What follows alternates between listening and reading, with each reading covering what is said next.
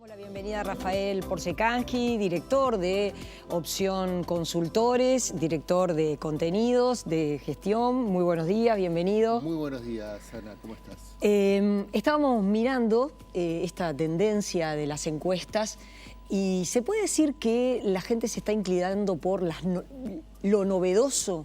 Juan Sartori, Guido Manini Ríos. ¿Podrían ser como dos expresiones? Bueno, podemos decir que la novedad está jugando un papel importante en la campaña. Si va a terminar siendo prevalente o no sobre ofertas más tradicionales, no lo sabemos, porque por otro lado, ¿quiénes están primeros en las internas de cada partido, por ejemplo? Daniel Martínez, una figura que es de renovación, pero no es novedoso.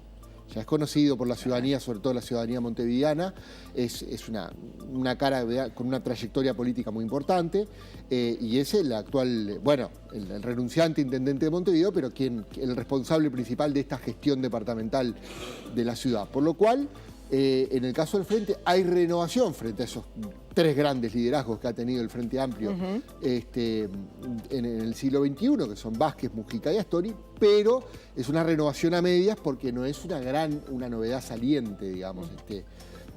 Por otro lado, en el Partido Nacional.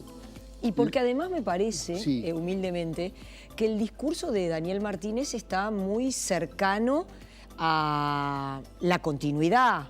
Cuando habla de economía, habla de continuidad, más allá de que le agregue las nuevas cosas que quiera hacer, pero habla de continuidad. Es decir, no tiene un discurso de rupturista con el gobierno. No, no lo tiene. No lo tiene. Ha establecido algunos matices, por ejemplo, en el caso de la política de seguridad, quizás ha dicho que sería tiempo de cambiar la cabeza del Ministerio del Interior, pero ha tenido también muchas valoraciones de defender lo realizado y de, digamos, tomar justamente como dice su eslogan de campaña, tomar un nuevo impulso de cara a un eventual cuarto gobierno. Y en el caso del Partido Nacional, ahí está como la mayor novedad, con la presencia de Juan Sartori. Claro. Entonces, volvemos a lo mismo. En este escenario actual, en primer lugar, 2/3 en este momento de los votantes de la interna del Partido Nacional se inclinan por ofertas no novedosas. Claro. Son los mismos competidores de la elección pasada, pero sí es relevante subrayar que hay un poco menos de 1/3 de los votantes que hoy se estarían inclinando por una novedad absoluta del sistema. Esta es la novedad principal que ofrece la campaña electoral, porque Sartori es una figura no solo nueva para la gente, es nueva para el Partido Nacional mismo. No tenía afiliación previa, vivía en el exterior, su primer objetivo era hacerse conocer. Y lo logró. Y lo logró, tuvo un posicionamiento en conocimiento muy exitoso con su campaña publicitaria. Y bueno, sí, definitivamente aquí hay una novedad importante. No obstante, las dos lecturas, ¿no? Un poco menos de 1/3 de los votantes se está inclinando por esta figura novedosa, pero 2/3 todavía por las figuras hoy más tradicionales. Sí, exactamente. Ahora, claro, si uno se pregunta,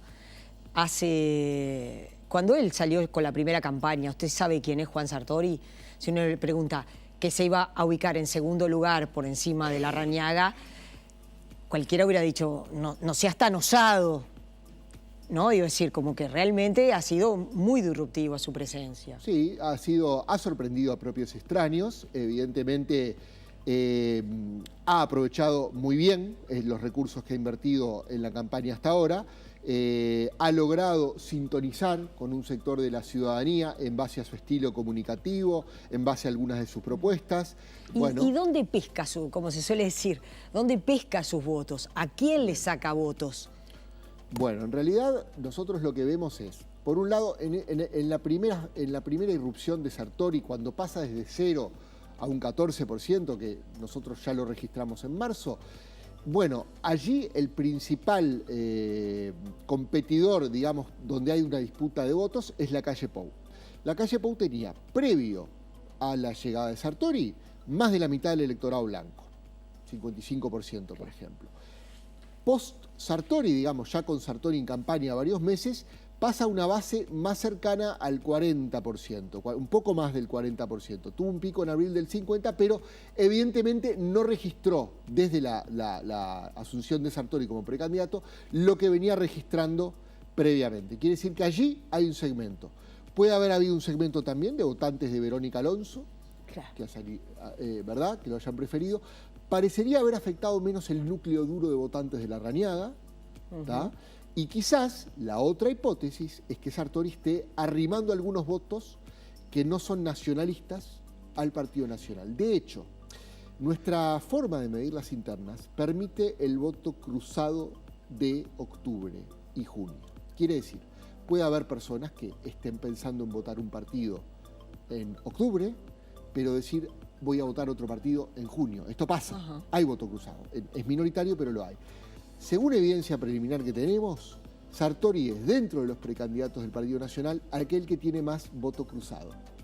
Quiere decir que hay algo... Gente que va a votar otra cosa en octubre, ya sea Colorado, Frente, o que no sabe, hoy está queriendo en la interna votar.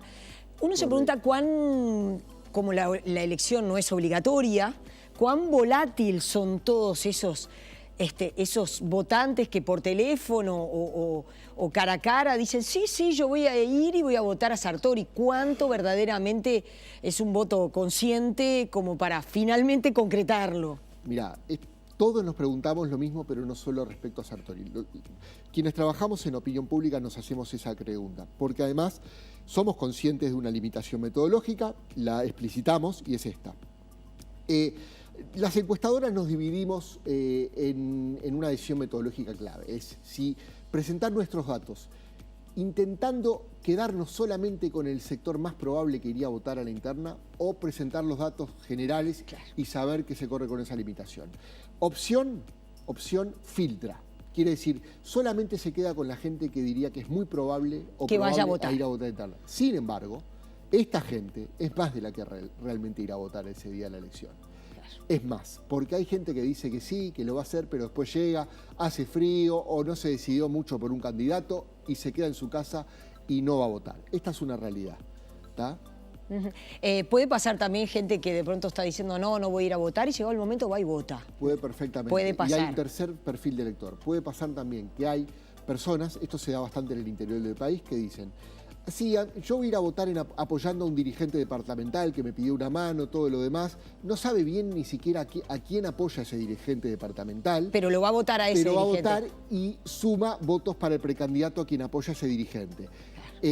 Esto, por ejemplo, tiene mucho que ver con el llamado voto de estructura. Y puede, por ejemplo, mejorar la votación de candidatos que no tienen tanta opinión pública, pero que sí tienen buenas redes en algunos departamentos. Pongo dos casos muy obvios. Antía. Antía en el Partido Nacional y Amorín en el Partido Colorado. Claro. Que aparece, sí, claro, en las encuestas nacionales como muy bajo, pero que tienen bastiones fuertes. En el caso de Amorín Valle, ni que hablar Salto. Sí. En el caso de Antía, ni que hablar Maldonado, es decir, tienen fortaleza, incluso Cerro Largo, porque Sergio Botana apoya a Enrique Antía como precandidato. Ahora, en el Partido Colorado, la presencia de Sanguinetti dio un impulso que hace que hoy el Partido Colorado esté a los niveles de 2014, pero a la vez fortaleció a Ernesto Talvi. La propia presencia de Sanguinetti, no sé, me parece. Sí, en el Partido Colorado seguimos con el tema de las novedades. Bueno, hay una sorpresa y una novedad. ¿Sanguinetti es una novedad? Sí, no, quizás. En algún punto es una novedad en la medida que todos hallábamos por retirado de la política partidaria, no de la política, porque Sanguinetti ha sido un hombre político toda su vida. Exactamente. Pero de la política partidaria lo dábamos, siempre con algún apoyo al Partido Colorado, pero más simbólico. Esto de que ingrese de lleno al terreno político electoral es una novedad y es una sorpresa. La figura de él no es sorpresiva o novedosa de por sí. La de Talvi sí, es una novedad absoluta también. Claro.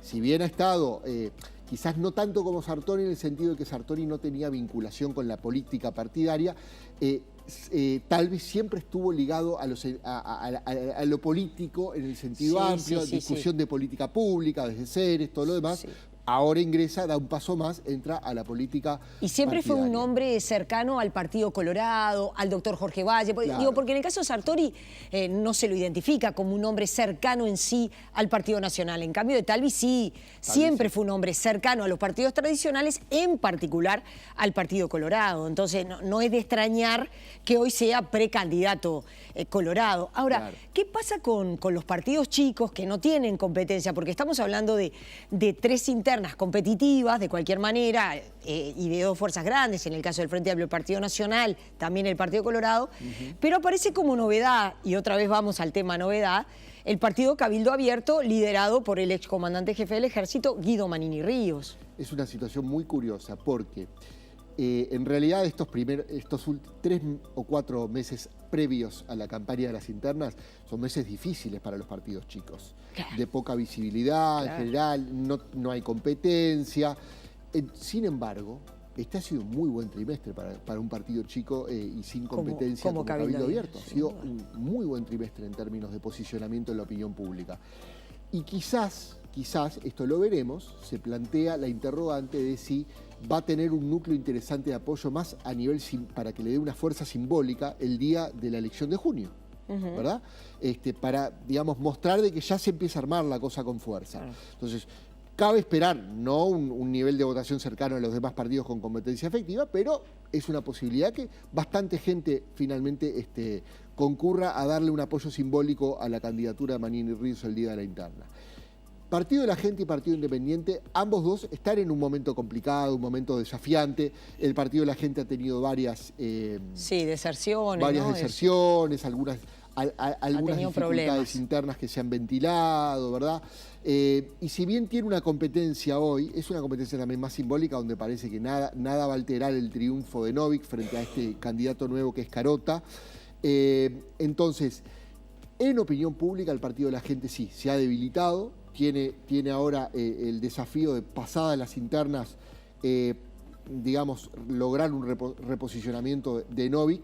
Y además hay que tener en cuenta que el segmento del electorado al que apunta justamente Novik recibe ahora algunas competencias inesperadas. La primera competencia inesperada para un segmento como el de Novik fue la de Sanguinetti, Claro. la de Sanguinetti, y la segunda competencia inesperada es la de Manini Ríos. Claro. Este- Esta atomización de partidos de la oposición en realidad perjudica a la oposición. Es decir, porque si uno piensa, ¿dónde estaban los votos que hoy están diciendo apoyo a Guido Manini Ríos? Estaban en el Partido Nacional, estaban en el Partido Colorado, fundamentalmente, quizás algunos también en el Partido de la Gente. No los veo tanto como en el Partido Independiente o en el Frente Amplio. Claro. Entonces, esta atomización impacta en la oposición. Impacta y genera algunas dudas frente al próximo gobierno. Hay una frase que escribió en su última columna Fito García que me parece muy interesante a modo reflexivo. No es lo mismo un partido de coalición que una coalición de partidos. Está muy bien. No es lo mismo. No es lo mismo. El partido de coalición puede tener sus desavenencias, el Frente Amplio lo ha mostrado, ¿verdad? El Partido Discusiones Nacional con el internas Partido acaloradas. Colorado en el pasado, el Partido Nacional Sí. con el Partido Colorado cuando le tocó gobernar a uno o a otro. Claro. Me acuerdo, por ejemplo, los pedidos del Partido Colorado de pedir la renuncia de ministros blancos y bueno, y el Partido Nacional aceptando porque estaban gobernando en coalición, ¿no? Exacto. Teóricamente, siempre puede haber excepciones en esto, pero teóricamente un partido de coalición es más fácil de llevar en una gestión de gobierno que una coalición de partidos. ¿verdad? Entonces, Tener que cuanto votar un más- presupuesto y tenés a 5 partidos que necesitas que te den los votos, no es lo mismo que tener que negociarlo con el Partido Colorado y el Partido Independiente, pongámoslo así, Claro. en caso del Partido Nacional, ¿no? Claro. Tenés que negociar el presupuesto con el Partido Colorado y el Partido Nacional. Ahora no, ahora es con más gente. Es con más gente, claro. Y también después en lo electoral, bueno, justamente también hay que hacer las negociaciones y también hay que, digamos, generar que cada uno de los líderes, si el día de mañana la oposición como oferta se presenta en su mayoría o en su totalidad abroquelada, respaldando al candidato opositor en un eventual balotaje, bueno, también requiere de todos un esfuerzo sincronizado, simultáneo, para apoyar a ese candidato opositor.